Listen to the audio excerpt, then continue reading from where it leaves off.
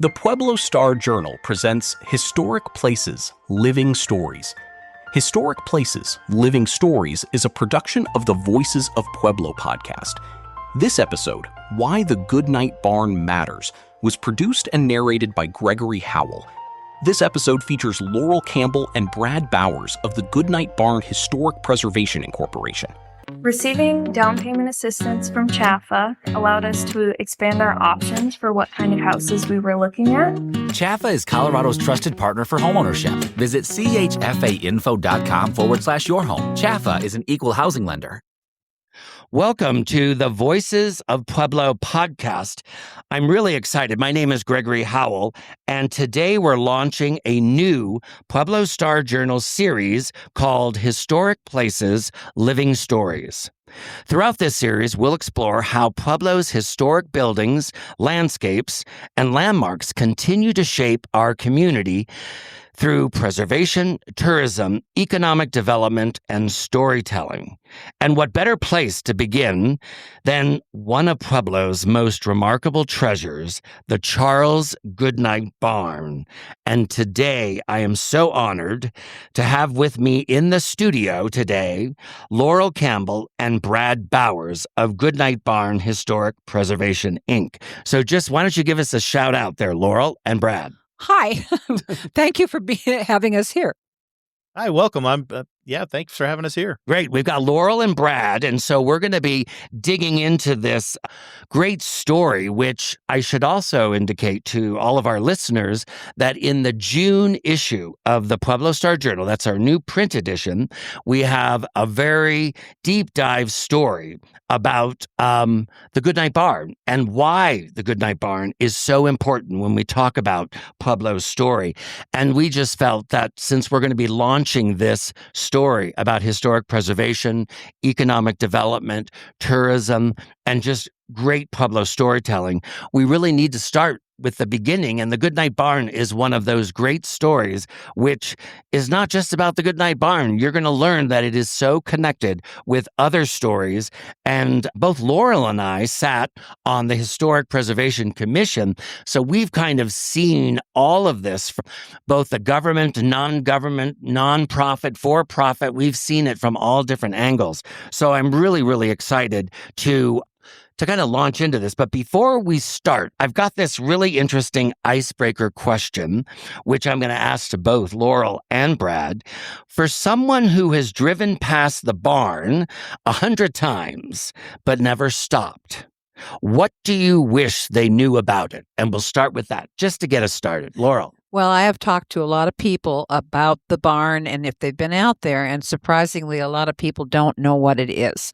But people that have driven by and said to me, I always wondered what it was. They thought it was a church. They never thought it was a barn. I don't. It's a gorgeous barn. I know, but it looks like a barn with all the woodwork and everything. But anyway, I wish that we had a way to reach everybody and let them know. We're doing better with our marketing, but honestly, this is a treasure and everybody needs to see this barn and why we're saving it. That's great. And Brad, so what would you have to say, for all these people? I'd never heard the church, but that makes total sense. So Brad, what would you say? I would hope that they would want to learn about the history of the barn. They look at it and they say, well, that's an old building. What is it? And the curiosity would get the better of them. And then they could start delving into, Pueblo's early history, because it really is a big part of that. And it would lead them in so many different directions in their explorations of Pueblo. And I think we should probably mention, too, that in addition to being a part of this particular project, you're actually a history professor at Pueblo Community College at PCC, right? That's correct. I've been there for 15 years. Yes. And so is this a part of, or, I'm sure the Goodnight, you're also famous for your hats, and I just have to say that. Anyone that's not seen Brad's hats, they're just extraordinary, and they're actually on view at a lot of different events. But in terms of the Goodnight Barn and what you do at PCC, how's that conversation been, just again, as part of this icebreaker? Well, the barn is always a regular stop for my Colorado history class. I take my students out there every semester. Oh, fantastic. Yep. And just so when what are some of the first, I'm sure many of them have never even been to the barn. Right. But what are some of the things that you never get tired of hearing, when you take each generation of student out to the barn? Well, it's like Laurel was talking about, they have seen it on their way, to Lake Pueblo or something like that, and always wondered what it was. But, when they find out it was a barn and the ranching history, they're just really surprised because they had no idea.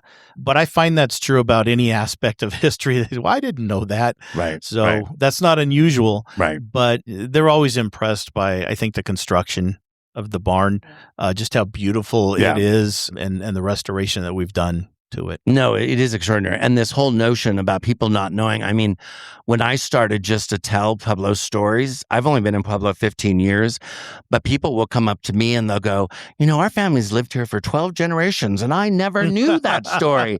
And I said, you made that up, didn't you, Gregory? And I said, no, I didn't make that up. It is a story, so I totally get where you are. But let's start this whole conversation really looking at the story behind the barn. And Laurel, of course, it's called the Goodnight Barn. So who was Charles Goodnight and why does his story still matter today? Well, Charles Goodnight was born in southern Illinois and was really uneducated. He might have had a year of school, but he was a child that was interested in the outdoor life and all that. When his family moved to Texas in 1845, he was then educated by the Indians and all that. He found his way in life there, and he never, ever got any more education. I called him Prairie Wise. Sure. And he really knew his way around. He was absolutely the most honored cattleman in the West. And he developed so many things that we still talk about and use today. No, and that's what's going to be exciting about this conversation today is, we have this name, Charles Goodnight, and the Goodnight Barn, or just the barn, but the association, and that's also the part of this whole podcast is, it isn't just about saving old buildings. Right. Yes, that is one of the gifts that we still have, but it's always about the stories. What are the stories associated with that building? And for anyone that is involved in historic preservation, when you actually get to that place where you decide we're going to nominate this for historic preservation, there are 3 categories. Mm-hmm. And of course, it's the uniqueness of the building. It is the people who actually live there or work there. And then you've got the stories. So you have all these different kind of qualifying. And when you've got the trifecta, you've got the building, you've got the stories, you've got all of the things that changed history, then you've got this magical place that can be really powerful in the storytelling. So what connections did he have to Pueblo and southeastern Colorado? Because we hear about the Goodnight Loving Trail. So what is that, and how did that play a role? I mean, I myself personally can fill in a little bit because of Water Tower Place and the meatpacking plant. But what is the Goodnight Loving Trail, and what was that all about? Well, Goodnight and his brother-in-law were gathering cattle. They were Longhorns because they were free. It was after the Civil War. The men had left to serve and absolutely left them free. They gathered about 2,000 and they had them in a little land and were going to probably start a ranch, but they went back home and came back and they were gone. The Comanche had taken them all. Oh my God, so the cattle were gone. They were just gone. It's gone. But they did it again. They retrieved everything they could. There were so many Longhorns that were just roaming around. And they're nasty. I mean, you have to, they're kind of nasty. Anyway, well, they're also very famous and notorious because they're used as mascots. I mean, you can look at all these Longhorns. I mean, everywhere you go in Texas, there's Longhorns everywhere. Well, the route they took was a little bit weird. It was a backwards J, and the reason they did that is because they were trying to avoid the actual panhandle where the Comanche were just wild those years, the 1860s. And what they did was they decided, we're going to take these up north where they need them, especially at like the mining camps. And so their first trip was a little hazardous at times, but this is the route they took. It went up through Fort Sumner, Trinidad. They went over one time. They went over the Raton because Uncle Dick Wooten owned it, and he had hired indigenous people to make this road. Right. And he said it'll be 10 cents for each cow and every person. God. Well, when you go over Raton Pass and then there's Wooten, that exit, and this is another thing that's fascinating. Yeah, that's his when home. you drive. Yeah, so I mean, you see these names and okay, Wooten. Who was Wooten? So here again, now for everyone listening, the next time you drive over the Raton Pass and you see that exit for Wooten, you're going to know here was where this family, this individual, actually decided to charge 10 cents per head to go through. He ended up there, but he was up in Denver, and he was selling Taos Lightning.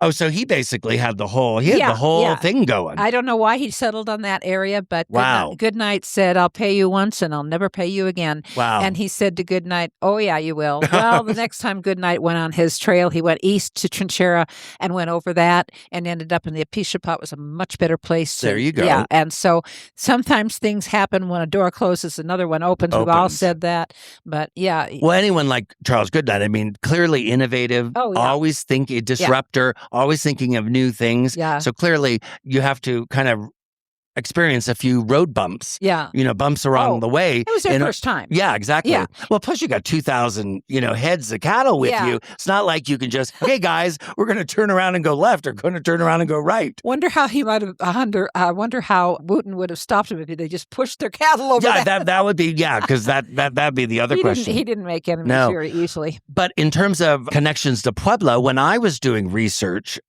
on the Alpha Beta, the Knuckles Packing Company, which we now refer to as Water Tower Place, when I was studying Emmett Knuckles, and of course, meatpacking, it doesn't exist if you don't have cattle or animals to actually go through that process. But we have found documents that show that Emmett Knuckles, who is the founder, the first generation of the Knuckles Packing Company, he actually was on, we don't know which, but we have in the diaries that he was on the rides on the Goodnight Loving Trail. So we don't know which one. It's one of my things to research, but it was because of that work that Goodnight and Loving did, and then the establishment of the Goodnight Loving Trail that was able to bring the cattle to Colorado, that relationship developed. So clearly you have two. I mean, Goodnight, you've got Knuckles. These were like really smart, independent, pioneer spirit, give them, they're just out there to make a future for themselves, for their families, and for communities. So it's fun now when we see, and in fact, the next episode of Historic Places, Living Stories is going to be on Water Tower Place. Yeah. So these stories are going to be continuing through as we go. Let me just add that when he went over Trinchera, and then he used to stop at the Apishapa, the river there, and he would water his cattle and he would leave them there for several months to get fat again. Oh, well, that makes sense. Yeah, I mean, and so if you go down there, you'll see some half stone buildings that are that was his guys, like the foundations of old structures. And there's 3 graves in that area that are attributed to Goodnight. But that was the best thing that happened going over Trinchera is they found a watered, grassy place to beef up these cows before they headed north. Well, that makes total sense when you think of just the journey. Yeah. That would emaciate, so many of those cattle that you really need to have that kind of that rest. Yeah. And then, of course, if you've got grazing fields and water, I mean, that's paradise. Yes, it was. I mean, I'd love to be a steer, taking my month's vacation up there before I had to go down to the slaughterhouse. But Brad, so in the same area, the story behind the barn, what makes this particular barn historically significant compared to other barns across the West? Stone barns are quite prevalent back east. I was going to ask you about There's that. plenty of, stone to construct your barns and make these permanent structures. Right. They are rarer out west, at least today. Right. When people moved out west, they had to use whatever materials were at hand. Sure. And a lot of places didn't have a lot of wood. So stone would be used. And many of the barns that are still around, historic barns in the West, are a combination or a hybrid. Their foundations and their walls up to, maybe 6-8 feet high are stone. Right. And then beyond that, they're wood. Wood. Okay. Because that I've seen myself, just in my. There's examples of that in Colorado. But the Goodnight Barn is the walls are all entirely built out of stone. Mhm. And then the roof is wood. And the support structure is wood. It's one of the oldest buildings in Pueblo County of any type. Right. It's one of the oldest agricultural buildings. Mhm. It's architecturally significant because of the features that were built into it by the Goodnight and his workers. And, for all of those reasons, beyond the fact that it's just, still surviving after 155 years, is, there's so much history that is surrounding the barn and part of the barn's bones. Well, and it's in a unique location, but I have to say, when you finished this latest round of renovations, the inside is just spectacular. I mean, when you truly. look at those beams, and whoever did the lighting did such a good job, because I just was in awe. You see it from the outside, so it's unique. Like you said, Laurel could be at a church. It could have been, it wasn't considered a barn. But when you go inside, the exhibitions, the displays that you have in there are amazing. But I just look up and I just look at the construction and the lighting. And in fact, some of the photos that I took of the interiors are featured in the print edition in the article, because it's just so nice to see these people today, in the barn, just, with their jaws open, know. So I'm really hoping that, after people read the article, they also listen to this podcast, that it's going to pick their interest. And we'll get into when the barn is open for tours and all that at the end of the episode. But basically, when we look at the original features, what percentage? It seems like quite a bit of the original. Other than, I guess, the roof and something, what percentage of what we see today would you say would be original that we know of from the most, I'm sure some things might have, transpired over time, but what percentage is there? Do you have a number, or is that something? I'm going to have to guess because I don't know if I was thinking it was about 90% as well. I was going to say, because when you look at it, and when you're on the inside, the way you've lit it, you really get to see things you wouldn't otherwise. Because how often did you light a barn? There was the barns weren't lit up. So now all of a sudden it's like, this is gorgeous. I could live in this place. It literally is that gorgeous. And I guess this would be just a question in general. But why has this survived when so many similar structures have disappeared? Now we know there is a mindset with local government to just tear things down, which is something that the hair on my neck, I don't know if I have any hair left because it's been rising so much lately. But why has this one survived when we've lost so many of the others? Now, stone, of course, has an advantage, but why this one in particular? Because who is the one that put all those support structures? For a long time, it looked like the thing was just going to fall down. Yeah. Okay, and so that would be, so why is this still standing? I think a couple of reasons. Yeah. First, for most of its history, it was actually a dairy. That's right. After Goodnight left Pueblo and went down to Texas and moved his ranch down there, it became a dairy. And the Hudspeths owned it for so long. And because... And what was the family name again? Hudspeth. How do you spell that? Hudspeth. Okay. Hudspeth. And, it was being used as a barn. It was functioning as it's supposed to. Sure, for original design, yeah. And because it was being used, it obviously wasn't going to get it torn down. Now, the story's going to, change when it became part of Valco. Why Valco never tore it down, I don't know. So then that's where the Valco Ponds name comes from. So we should probably, so what Valco? So not that we're going to go into a lot of detail, but those are, when people look at maps, I notice the Valco Ponds, all that, and that word isn't anywhere else now other than the ponds. What was Valco? Is that something? Stone. Cement. Cement. So it had to do with with construction, with masonry materials for stone. And I'm going to do some research, but Valco, I'm just curious because I always remember Valco Ponds, which are right across the way from the Goodnight Barn. And why did Goodnight settle there? The river. Yeah, exactly. Water is the most important thing they look for. That makes sense. Yeah. Makes total sense. And we always get back to why is everything here because of water? We're so lucky. Well, and Valco, their cement trucks were running around on the outside. That's right. There's where I remember those photographs now of those Valco trucks. We had cement dripped all over. They had to really loosen up the grass, the land. To get grass in there. Right. But thank God for the ponds. Right. That's always been good for everything there. And I wanted to mention that a lot of people thought, or still think, it's adobe. Okay. But he got his rock from under the dam. That was his quarry. Right.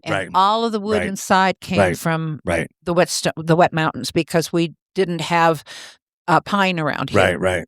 So I just want to, now that I'm thinking about this with Valco, wasn't that the location when they were building the reservoir? Isn't that where they also had those offices and those buildings for pouring all that concrete for the dam? I think I remember studying this. So I don't want to get off track but see, already we've got so many great stories that are part of that area in particular. It might be. I don't know. I wasn't here then. Okay. I wasn't either, but neither was Laurel. Now I'm the curious student. So we're going to give a little update. Maybe we can put that in the print edition about, the origins of the Valco and the Valco ponds and the concrete, because clearly a lot of people have talked about there being a lot of concrete all over that area, because if you have trucks coming and going, they're spilling stuff all over it. And I don't remember exactly when Valco took over the property and started working. But another thing that helped preserve the barn was in 1974, it was put on the National Register of Historic Places. Yes. So, for the last 50-some years, it's been protected because of that. So there's probably only a real short period of time where it could have faced destruction. Right. But the elements are brutal. Not counting, what was it, Texas Tech that wanted to disassemble it stone by stone and move it to Texas. Right. So back in 2004. Yeah, well, no, and the elements here are brutal. When you're up at 5,000 feet approximately, and you've got the sun, you've got the intensity of all of that with the weather, the winter, the dry, the wet, all of that combined. I mean, those are just natural things that are going to make a structure without maintenance. Right. Really see, the what can happen. And that's where stone comes in handy. The wood would have rotted, the adobe would have washed away. But that's really, so I think we've got some interesting threads here, but I do think, it has been it's like Water Tower Place. It's like, Union Depot. It's like a lot of structures in town that when they no longer serve as their original intent, this notion of adaptive reuse, you start to meet people and people will say, yeah, I've lived here for 50 years and I've never been inside. I get that all the time at Water Tower Place. I'm sure, like you said, people, they've been going, that's why we opened with that question, most people have never been inside. We want to change that. That's one of the reasons why we're doing this whole series.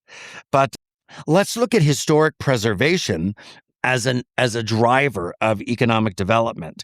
So one thing that we often hear is that historic preservation is about saving old buildings. But increasingly, communities are discovering it can also be an economic development strategy. How do you see that? So Laurel, what opportunities does preservation create, and how can heritage tourism benefit Pueblo? Well, first of all, Western heritage is huge right now. If you haven't seen Lonesome Dove, oh my gosh, I forgot about all. Yes, it was about Charles Goodnight and Oliver Loving, and the names are changed, but that is the story. Right. We invited Larry McMurtry to come speak at one of our first things, and he wasn't well and he wasn't doing well, but he sent us a check to start our. Well, thank you very much. Yeah, exactly. The one thing I do want to say and actually preach about is that Pueblo is like the center of the southeastern history of Colorado, from San Luis on the west all the way to Springfield on the east. And we are the place to start with all that's going on here and then what happened there. We talk about our Chili's and our home of heroes, which is wonderful. But what was here first? Yeah. Ranching. Right. And it was a big deal, and they took over the Gracio Nolan grant to have the land. But the thing is that you have to understand that we have Lahana, Lamar, and down near all the ranches in the southeast, Trinidad, all of it. We have more history here than anywhere in Colorado. Exactly. And I have to say, when I first got to Pueblo 15 years ago, of course, everyone was talking about the steel mill, the steel story. And I'll never forget, and I always give credit to Charlene Garcia Sims, third floor special collections at the main Rawlings Library, and Deb Espinoza, who at the time was the director of the History Colorado with the El Pueblo History Museum. But those two, they were so gracious and so helpful in that they knew what I was focusing on at the moment, but they always said, now, Gregory, you need to go back further. So they talk about the ranching. They talk about indigenous cultures. They go back, thousands of years, in fact. So I always like to give credit because you're absolutely right. We get caught up in these modern stories, but Pueblo has always been pretty much the epicenter. It's been the big city of southern Colorado. It's been where the Arkansas and the Fountain Creek actually converge, which, of course, that confluence has been a blessing and it's also been a curse. Yeah. So, but no, you're absolutely right, Laura. And we've talked about this so many times at the Historic Preservation Commission is, at the end of the day, all of this, when you look back, which for me, I have a slogan that I have been using for since I graduated from college, which is called the future of the past, because you really do have to look back in order to have a really good understanding of where you want to go and where you need to go. Right. Because when you don't, God, it's so easy to make mistakes, or it's so easy to really do something that perhaps is not so correct in terms of how we need to look at the future, honoring previous generations and then making sure that future generations really do understand the importance, because they're not just buildings. And I do see younger people, when they understand the stories that go with the building, buildings are cool. Yeah. You walk, I'll tell you, when I do tours of the meatpacking plant, people are just like, what are you? No way. Yeah. They just, their heads spin, and then of course you have to get into the meat of the story, no pun intended. But it really is eye-opening, and kids just love it because it's science, it's math, it's engineering, it's agriculture, it's, everything you need for STEAM or STREAM or STEM, whatever you call it today. Right. All of those things combined, you can find it in many of these old structures. Yeah. I'm probably going to slide back a little bit. Yes. Because I think something needs to be said that's very important. Sure. And that is, how did we get involved with the barn in the first place? Yeah. Historic Pueblo Inc. was doing historic home tours. And last year we were going to do it, nobody would open their homes because there had been a rash of burglaries. So I thought, well, let's do the barn. That's where it started in 2013. So you were just looking for a venue then. Exactly. Oh my gosh. Exactly. But you need to understand, the people listening to this need to understand that the barn, the reason why it had the wood on it, that was $42,000 and that was before COVID to put those on. When I remember seeing it, because I thought, oh my God, if they don't do that, it's going to fall down. A lot of people said that's when they noticed it most. But the thing is that had we not done that, right, it was 9 inches off on the western wall. I was going to ask you, yeah. And so what happened was, we talked. Bill Zwick was I was just going to ask you, because I see Bill Zwick in a lot of the videos and a lot of, so and Bill, for the city of Pueblo, he was really instrumental. He did all of this historic and preservation. Right. And he actually grew to love it. Right. And you can see his enthusiasm in the videos where he talks about preserving this old barn. Yeah. But the one thing that struck me, and that was the other week when they actually gave it to us. Which, congratulations. Thank you. That's another reason why this story is so important, that the actual ownership of the barn is transferred to your organization. I didn't get to say this at that meeting. There were people talking for us, but it was a really important point, and I think saying it here might be the way to do it. Please do. The council was very eager to help us, but there was one council person, no name named, that wanted to know why we weren't paying for it, or why we got it in the first place, why we were even managing it. And I thought to myself, do you know that had you not given it to or let us manage it and keep it up, it'd be on the ground, and then you'd have that to clean up. Right. And that's my point in the problem of taking care of things. Yes. Same thing with the bathhouse. Right. So Well, just it's something I always bring up because people have these great ideas, and the next question I ask, have you thought about maintenance? yeah, and then And then all of a sudden you have it, but you also understand yes, the importance of, because yes, it does cost money, but boy, if you do it right and you do it right over time, it is so cheap. From a spreadsheet standpoint, to continually maintain it versus letting something go into disrepair, especially with our climate, with water. I mean, water is like the worst enemy of a historic building. I mean, once you get water coming in. Water and wind on sandstone doesn't. But I can say that this one council person thought they were losing a lot by not getting any money for it. And I thought, we saved it, and you would have had a lot more expense when it fell. And I didn't get to say that. Well, I just think, we should thank City Council because it was a positive vote, and it all happened. Yes. And you actually received the title. You actually have the paperwork that says you own that, which is great.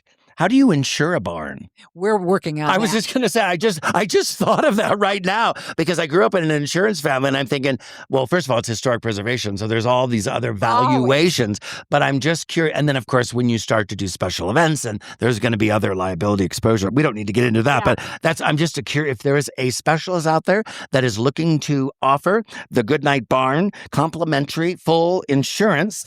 Please do not hesitate to contact Laurel or Brad. Yes, get a free meal every day. Oh, yeah, for sure. We'll come to get a free pass to the Chuck Wagon. Yes. That's what we'll do.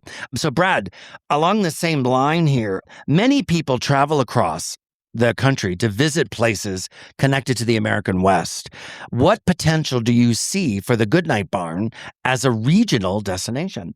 And we'll get into maybe some of the different things, but how do you see that right now that you are really steering the future of the barn? Oh, there's tons of potential. As Laurel talked about earlier, Western heritage is huge. Especially with the films. Now that I throw that into my kind of frame of context, and reference, boy, that without a doubt, that is huge. And all the works by Taylor Sheridan, all the series and everything, has kind of revived the West in people's minds, both in the modern day and in the context of history.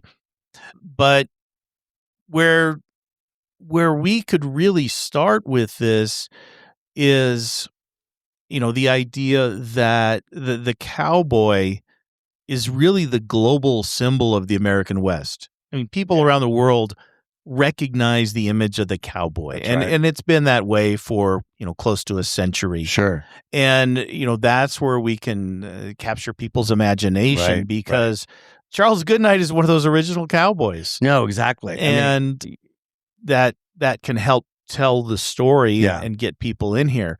But I think the location is also critical because we are on a major highway, Highway 96. Right. It goes out to the state park there, and people are always going to the lake. They're going which is like the number one. I mean, when you look at tourist destinations, especially in our area, right? I mean, it is the number one seasonal, but also in terms of lakes in Colorado, it is the big lake. But just recently, Laurel and I just last week, we had film production companies shooting at the Goodnight Barn and at Water Tower Place. Talk about a doubleheader in terms of our series, but with Sundance coming, independent filmmaking, and, I have a role as acting commissioner for the Pueblo Regional Film Commission, but this is something we see all the time. So you're talking about, the cowboy in the American West. Well, this is what scouts are always looking for. And this was an HBO, it's a Time Warner series. I can't say anything more than that because we can't say it'll be season 3, but we'll leave it at that. But they filmed here last week, and I will be sharing some photos because they did give me some photos that I can share. Yeah, they gave me, I asked them to give me their photos. They took their own photos and gave them to me. So they're professional photos that came from the production crew. So I got 3 of them. So I'm going to share that. But this is exactly what you're talking about. You have an actual original location, and Pueblo is full of them. In fact, our tagline with the Film Commission is "Welcome to Colorado's Back Lot." Because that's what Pueblo is. I love it. Yeah. We're like a real back lot. We don't have to. It is a real back lot there, but it's not a back lot. It's a real lot, So, but anyways, it piggybacks right on exactly what you're saying. Both Goodnight Barn and Water Tower Place, they just love it. These scouts, because they're looking for authentic and genuine places, and they don't have to create it. We have it. Western, right? industrial. Exactly. late 1800s. It's perfect for that. So, but anything else? Because I'm thinking you've got school tours, you've got heritage tourism, we've got cultural events, ranching history interpretation, weddings. I know we've talked about this, Laurel, and of course that can go in a lot of different directions, but as your site actually expands, that's something that could really be another revenue stream when you start looking ahead. But there's a lot of other questions to ask with that. Yeah, we've anticipated the weddings because we've had requests over the last few years to hold weddings there. Right. Because Western themed weddings are really popular. And so that's just one avenue of perhaps bringing people in. School groups, as I said before, I bring your students my there. college kids there. Right. We would love to have, fourth graders come out. I was going to ask you, because if you're finding that your college, PCC students are experiencing this for the first time, how do we get them to experience it? And you said fourth grade? Fourth grade is when they teach Colorado history. Okay, I was going to ask you, when is that in Colorado for fourth grade? When I was growing up, they taught Colorado history in third grade, and that's where I got my love of Colorado history. Okay. But now it's fourth grade. So they moved it? Why did they move it from? Oh, that's a whole other question for another time. I don't know when that was. It was a long time ago, I'm sure. Right. But we would love to have fourth graders come out and visit us, especially students from Goodnight Elementary, because they don't know. They don't know what the connection is. The connection. Oh, my gosh. But that's, is that a D60? That's D60, okay, yeah. Okay. And that's a discussion that we will need to have with the district in the future. See, and this is your opportunity now, because you literally own the structure. And though you've been the ambassadors the whole time, now the ownership actually, so literally that gives you a lot of freedom. Yep, but freedom and leverage. And leverage and responsibility too at the same time. Yes. So I guess on this note here, if we do this right, if the Goodnight Barn really now has control, you've got all the levers, all the mechanisms, you're going to be getting funding, you've got new opportunities, what will the barn look like 10 years from now? Well, how do you see that, Brad, first? 10 years from now, I would love to have as much of the ranch recreated on 5 to 10 acres as we can. And when you say ranch, what does that mean? We have got the barn. Right. So what else would make up? I remember as a kid going to Sturbridge Village, going to Plymouth Plantation, those living museums. Right. I mean, I would love it and that's why I ask you, what would make up a ranch? Because wouldn't that be cool if the Goodnight Barn became part of an experience that was really inclusive of the ranch? And what would that mean? What would the vision be? Right. That's what we would love to see. Okay. And what makes up a ranch? I'm not a rancher, so I can't tell you what other structures would we, you would want to have structures that would be informational, that would be functional, so that if there were events, of course, bathrooms, since they're a problem already, because the current structure does not have that facility. What do you see in these expanded acres that you would have?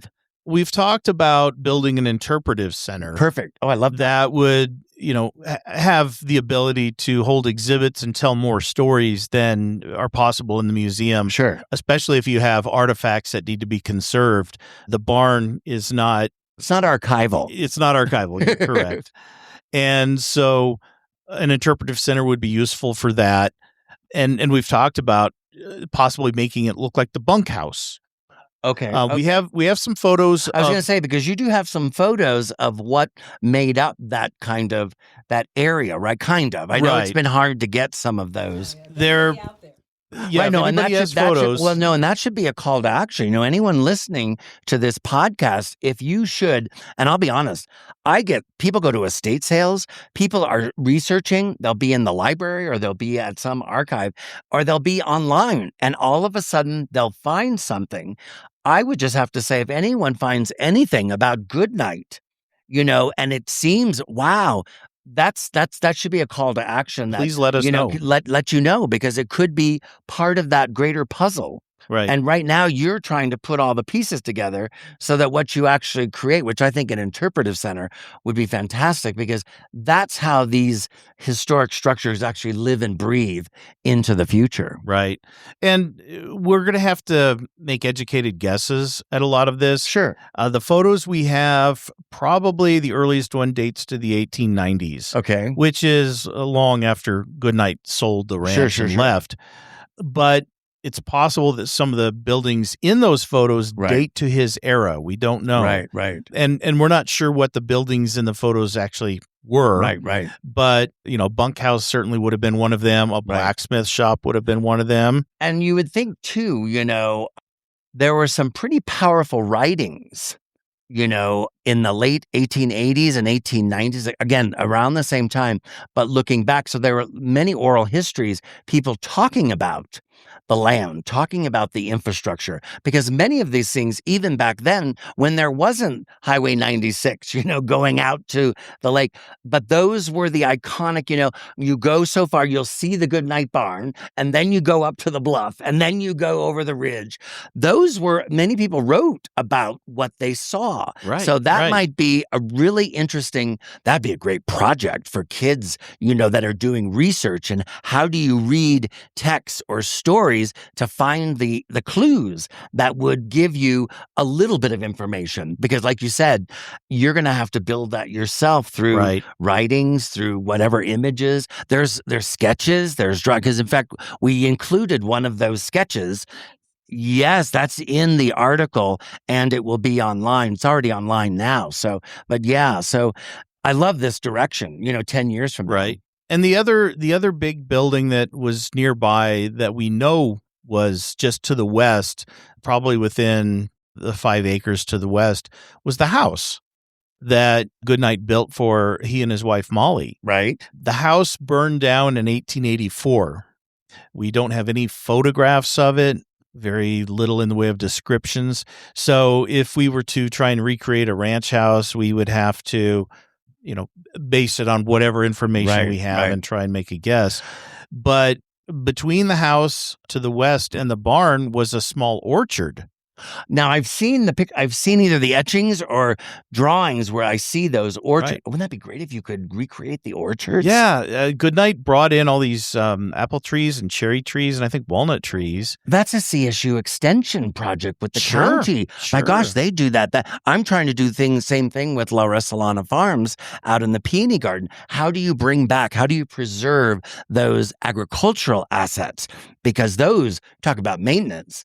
I mean, that's farming right there. Right. But that was an actual part of it, because I know the orchards was a big part of the conversation with Goodnight, his wife, the family, that operation. Yeah. Are there any remnants of those trees? No. Not now? No, Okay. I've walked the property. Have you? Okay. The trees that are there now are not. But fruit trees. we kind of know what was planted there. Right.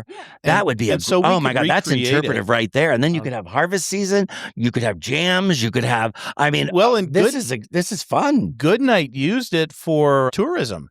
In the 1870s, while he was there, they had, when the train arrived in 1872, building west from Pueblo to Canyon City, the Denver and Rio Grande had a station stop there at the Goodnight Ranch, and people would ride the train out from Pueblo. We got to recreate that. I know. Well, we've talked about bringing that spur back, because that goes right from Union City. It'll go by the Waterworks Park, the Valco Ponds. It'll go right by there. Correct. That's amazing. And the tracks actually exist up to about 3/4 of a mile from the barn. So it wouldn't be very difficult to bring that back. Oh, and that is cultural. That is, there we can start. Well, right now, federal grants are almost non-existent, but there are some really great infrastructure grants that would connect and build. And because accessibility is such a big part of just heritage tourism, how do you make this accessible to kids? How do you make it accessible to just tourists? Oftentimes, if you rely solely on car, It's not like we have buses going out there all the time. So that's a really, there would be resources, hopefully, but that's exciting. See, I never even knew I forgot about the train and the stop and the tourism. So it's already built in. It would work again. Right. And, the heritage tourism we would do would be recreating the tourism of the 1870s. And this is like Plymouth Plantation and Sturbridge Village. Exactly. We need to get little cottages and people can stay the weekend. I mean, that would be so cool. I love hospitality. That would be awesome. So within 10 years, I'd like to see that all recreated. Right. Sure, that's a pipe dream. But you got to start big. But you got to think big. Right. And it would give folks a taste of what 1870s ranch life was like, because there really isn't anything like that close to Pueblo. Right. There are other places you can go that are further out. Yeah. But in Pueblo, this was the heart of it. That's amazing. Laurel, do you have anything to add to that? Like 10 years? I mean, I'm just so excited. I'm already excited. I want to get involved. I want to sign up as a volunteer. Well, we were offered a log cabin to replace the house since we don't know what it looked like. But the person that offered it passed, Robert Hamilton, the Hamiltons, and they live in Babcock Hole, which in the Wet Mountains, which Goodnight had also. Okay, they're big. Good. I've heard that name before, and I've always wanted to go. Just the name of that place. Well, we can probably sounds like this is a place to go check out. Well, and I know Joni still loves the barn, but I haven't talked with her in forever. But they had like 4 or 5 same era cabins on their land. Oh, they have wow! Huge. They own the Farley Ranch, and they own the other one. They own all those ranches. See, and this is how some of these heritage sites come to be, because if instead of tearing them down, you could take those cabins and you could put them into this place where that would be amazing. We would have to support it with funds to take it apart. And bring No, without a doubt. I mean, and we've got that experience with the cabin in Beulah. But, yes, but no, you're absolutely right. I mean, it's a big price tag. Yeah, it is. But then again, how much are we willing to invest in our past for the future? Yeah, and there are some foundations out there. I will tell you that we've already been. Somebody has already.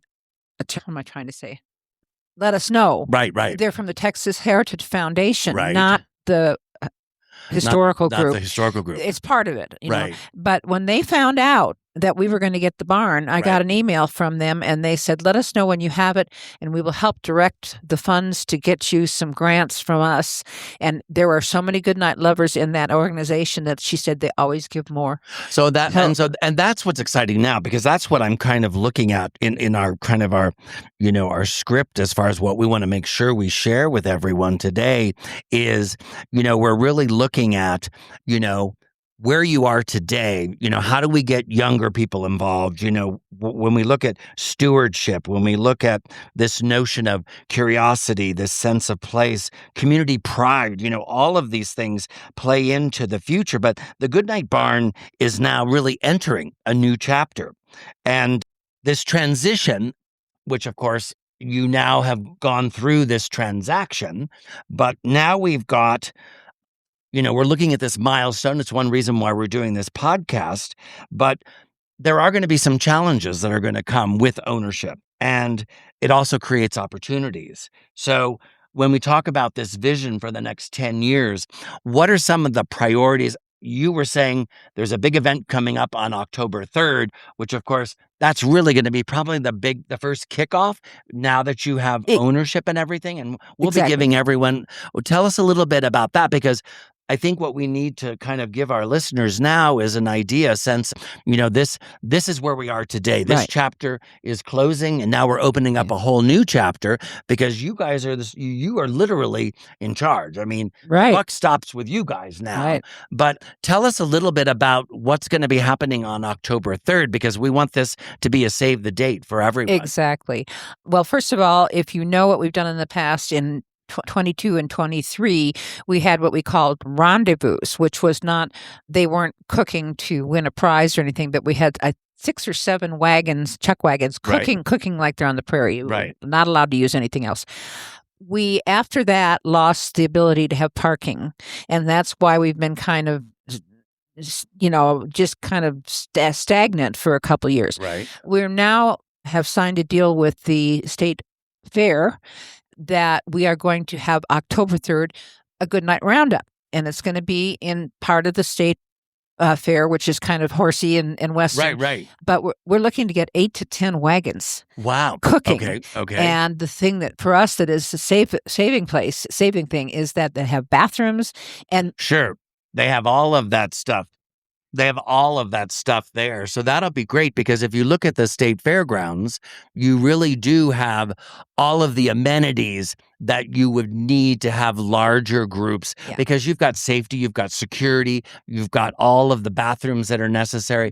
I mean, clearly, whenever you do something in an open field, there's going to be a requirement, you know? So, I mean, I think it's smart in the short term because at this point, you just need to charge out the gates. We do. Immediately and say, we're saving the barn because it's still saving the barn. Yeah. I mean, I don't know how all of these different types of, organizations actually keep doing this because, you've got this checklist of things that you just have to continually focus on in order to make just a single event happen. I mean, it is really, really difficult. So, but now you've got the state fairgrounds. Mm-hmm. It's going to be in the horse. Is it near the corrals? Is it near the? Yes, it's in between the grandstand. Okay. And the corrals. Well, that'll be fun because it's going to have the whole feel. Yeah. And then we have the big tent that's always there. Right. That is going to be where they can eat.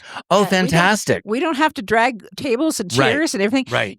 We're just getting it started now, just talking about it. But the thought would be we would love to have it at the barn. That's where it needs to be. But the barn would then be open in the morning for people to come and tour before they go and enter the state fair for their food and that. So we may have to do that for a couple of years. I think that we're going to be able to write some big grants for these toilets, and that would be great. Well, it sounds like that's probably when you start to see, and I'm sure many of the people who are following this story will also feel the same way that, boy, wouldn't it be great if we could just do this on the actual location of the barn? So that's probably going to be a priority, but man, jump out of the gates now, October 3rd. Do you know the timing of that yet, or is that still being determined yet? You mean like hours? Yeah, like what time would you think that the barn would be open in the morning? Is that going to be like a 9 a.m. to like 11? 9 to noon, maybe. 9 to and noon? Then dinner is 4 o'clock. Okay. So that'll be open at noon for people to come in because they love to watch the cooks, and they're called cookies, by the way. Exactly. I remember hearing that, cookies. and just wander around, and we're deciding on vendors. We're deciding on whether I'm going to have reenactors, which has always been a big deal. Well, that goes with this whole heritage, these living museums, like we've said, Sturbridge Village, Plymouth Plantation. What I love about those is when you actually talk and interact with the people, they don't know anything past that time in history. So you go up and talk to them, and all they know is up to, say, 1860. The language, I used to test them as an ornery little kid, pesky little kid. Yeah. I would say, what do you think about, the man going to the moon? And they're just like, what are you talking about? Yeah. They can only go up to 1880, at Sturbridge Village. Well, so I love that part of it. I think it's a real fun part of just exposing that part of history to both young and old and alike. We'll try to do that too. Talk like we're in that era. I know when I went to Sturbridge, my daughter was 5 and she had a sundress on. Right. And she was told by one of the ladies in there in some heavy costume when it was 95 degrees, saying, "Why is your child naked?"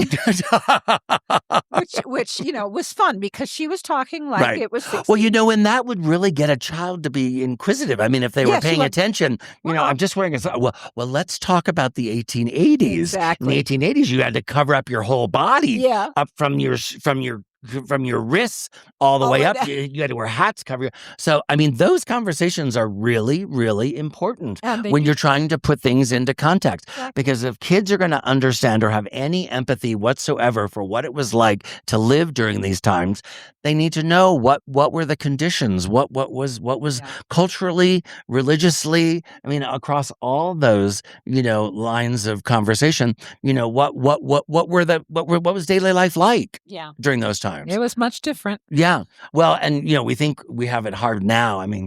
My God, I think about some of these people who are just looking for opportunity. The Homestead Act, go as far west as you can, claim your land, take it, grab it. Think about the opportunity. especially many who came from overseas, where there was hardship, where there was just, that was never even in their mindset that they would even have that opportunity. The fact that the U.S. did provide that in moving west, I mean, that's a huge part of that story. To tell you what happened with the Gervasio-Nolan grant, which was 500,000 acres at one point, cut down to 50,000 when Goodnight and Dotson owned it, or parts of it. Then when after we won the war with Mexico, which had been, Sure. then the government was thinking about homesteading. Right. So they cut that way down. Wow. And they lost all their pastures and stuff, but we had people, they needed people out here. Yeah. And you were talking earlier about how if you have this interpretive center, you can have all these different exhibits. I mean, just land grants, they are fascinating when you start talking about the history of this region. Plus, I mean, you've got France, Spain, Mexico, Republic of Texas. You've got all these international, ownership, trades. I mean, that doesn't happen in the real world, but it happened here in Pueblo. Yeah, so exactly. I find that fascinating. Yeah, and and he left in 1873 physically. I mean, he was still here until 1876 in all of his businesses, okay? But in 1873, we had a terrible financial crash, and he lost a lot of money. He owned, or he was part owner of the bank that is now. That's right. Yeah, Stockholders Bank, which is now at 3rd and Main, where Green Light is. Mm-hmm. He had stock and money in the Opera House. He owned land all over. He really did participate. He was involved in civic. He was going to be a Puebloan. Yeah. And then that happened, and he lost so much money that he took, I think he had like 1,500 or 1,600 cows, and he took them back home. down, down to the Texas Panhandle. Right. But still, the 8 years he was here, from 1868 to 1876, I mean, he was still here till 76. Right. He tried really hard. Right. But he kept a business. Mm-hmm. We were talking about the East. Right. And that was La Junta. Right. Or was it Los Animas? Los Animas, yep. Thank you. I've got the smart person with me here. And it was a rendering plant. It was like water tower place. Right. Yeah. And he owned it with Prowers. You've heard of Prowers County. Yes, Prowers County. Okay. Yep. So he was still here. Wow. And after he moved down to Texas, he always used Trinidad for his getting stuff in. Right. One day, a guy came in with a hat box that said Molly Goodnight, Trinidad, Colorado. And oh my God, talk about a treasure. Yeah. I don't know what happened to it. But anyway, you can see there weren't any trains down in the Panhandle. Right. So where the trains were in Trinidad is where they got their supplies and all that stuff. Then they have to bring it over. Right. Wow. Mm-hmm. Well, I'm going to try to wrap up our conversation here. But as we close, for Laurel, when people hear the words Goodnight Barn, what is the one thing you hope comes to mind for them? Not to put you on the spot, but the Western history of Pueblo. Okay. And then Brad, why should Pueblo care about preserving this place, the Goodnight Barn? Pueblo should care about preserving the Goodnight Barn just like they should care about preserving any historic building that has a strong connection to the past, because our past shapes who we are today. Mm-hmm. And if you don't understand the past, you won't understand the present. That's right. Which means you can't really understand perhaps what's going to happen in the future. So, I think that's important for people to realize. And I'm not to put a little segue here, but that is exactly the theme of Shores of Pueblo, the series that I've been publishing monthly in the Pueblo Star Journal. And we started in the 1600s with a Ute girl talking to her Ute grandmother, who was talking to her grandmother's grandmother's grandmother. And then we're now in chapter 6. So right now we're after the stock market crash and the depression and all of that, looking back but that's exactly the theme of the Shores of Pueblo is if you pay attention to the stories of the past, you're going to be prepared. You'll know exactly how to confront anything that comes your way in the future. So I love how you said that. But anything else before I wrap up this? I think we've covered a lot more than I expected. But the most important thing is for right now, And this will all be available on the website. We'll have these links in the podcast description. But we've got October 3rd, which really is going to be your big event. It's a Saturday, October 3rd at the State Fairgrounds, and more information will be forthcoming. But as kind of a close, this today is the first episode in our new series, Historic Places, Living Stories. We'll be exploring how Pueblo's historic places connect us to our past while helping shape our future. We're just talking about that. It's all here. The Goodnight Barn reminds us that preservation isn't simply about protecting old buildings. It's about preserving the stories, values, and experiences that define who we are as a community. And for all of you listeners out there, put this question in mind. If the Goodnight Barn could talk, what would it tell us about Pueblo? So as we have this big event coming up on October 3rd, and if you drive by, even if it's not open, we'll pull off on the side of the road and ask that question. If the Goodnight Barn could talk, what would it tell us about Pueblo? What would you ask the barn? And what would the barn respond? How would it respond? So I guess the only thing that we didn't mention is when are tours to the barn? Why don't we end with that? I think it's the last thing. I was just going through my mental checklist, and I think, so when are tours? Well, we have it open for sure from 1 to 4 on the second Saturday of every month. Okay. I know that's not very often, but I personally do tours. So okay, great. My number is on the website, and okay. you can call me, and if I'm available, I'm happy to do it. We charge $10 okay. For 12 and up. Okay. And do you have to make a reservation, or you show up? No, they have to call me. Oh, you have to call you. Okay, great. Except on that Saturday. Okay, okay. Yeah. And Brad Can you show up without calling you? Can they just come on a Saturday? Yes. You'll let them in. It's open. Okay. Yeah. And Brad is so good at the history now that maybe he'll be sharing that with me sometime. Great. Because I'm the only one that does them right now. And I'm going to need to come and just take one of the tours, and I can tell people about Emmett Knuckles, one of Goodnight's friends on the trail. That's the thing. We have to definitely, have everybody come together on this. Right. And wonder how all these things can possibly be interlocked, but they are. Yeah. Well, and I'm hoping that this is the first in the series. The next episode will be focusing on Water Tower Place, the former meatpacking plant. Then I want to work with the Concelia family in episode number 3, because we have a lot of buildings we can talk about there. But as we go through this series, we haven't yet determined how many episodes. It may be ongoing because we've got so many that we can do. But I'm hoping at the end of this that we will end up with like a culture card. Like many cities, you check into your hotel, you get those little cards, and on one side it's your room key, the other side it's actually a culture card. You can use it to go to museums, you can use it to go see historic attractions. Because of that barcode, there's so many different things that we can do with that. So I think there's some fun things as a result of this series where we can, because they're all connected in some way, shape, or form. And I think, why does it have to be transactional, living in silos? Why can't we all kind of work together so that experience, because if you're a tourist and you're coming to Pueblo, you're going to go see maybe 2 or 3 or maybe 4 sites, but you're going to see more and you're going to enjoy it more if they're all very well, where they're working together to share a similar story because they're related. I did want to mention that last summer I had a lot of good nights from the East Coast, all over the country. Right. And they are very proud of their heritage, and I got little snippets from all of them, which was really cool. I also want to say again, if you have any photos, it doesn't matter what year of the barn. Right. We'd love to have them. You can call me if you do, and I'll come and get them. And what was the other thing? Well, if you remember, we'll definitely put it in the description. Exactly, yeah. But I just want to thank both of you for coming today, because this is really exciting. Because for me, historic preservation, it's a passion of mine. And it's one of the reasons why I'm still here in Pueblo, because there are so many stories yet to be told. And I just feel really lucky that we have the Pueblo Star Journal as a vehicle to be able to share those stories. And with the podcast, which we're doing now, we've also got the video news broadcast, which we're going to be doing later in the year. So we're going to be able to share a lot of these stories in different shapes and forms. So wherever you get your storytelling, we'll be there with a touch point. So we look forward to that. So thank you again, Brad and Laurel.